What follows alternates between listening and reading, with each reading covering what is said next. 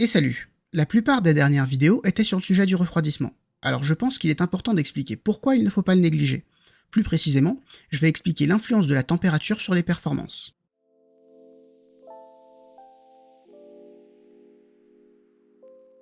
Si on prend l'exemple d'une carte graphique moderne, la fréquence du GPU varie en fonction d'un algorithme. Plus la température est basse, plus le GPU aura tendance à monter en fréquence au-dessus de celle de base. A l'inverse, plus la température sera haute, plus la fréquence va diminuer. Et la fréquence a un impact direct sur les performances, donc sur les FPS. En clair, si la température est trop élevée, les FPS diminuent. Et c'est pareil pour les processeurs. À savoir qu'il existe une température maximale de fonctionnement, souvent on parle de Tjmax, généralement située entre 95 et 110 degrés Celsius. Lorsqu'un composant est proche de ce Tjmax, il se passe deux choses. D'abord, le système de refroidissement s'emballe, alors que les fréquences s'effondrent. Le bruit et l'impact sur les performances est donc très important. Et si la température n'est toujours pas maîtrisée, le PC peut aller jusqu'à s'éteindre, dans le but de protéger le composant d'une surchauffe qui pourrait l'endommager.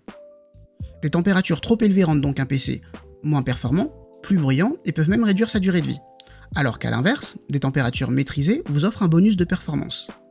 C'est pour cette raison qu'il est important de choisir un boîtier ainsi qu'un système de refroidissement de qualité. Vous ne voudriez pas perdre 5 à 10% de vos performances, voire vous retrouver avec une machine instable juste à cause d'un problème de température.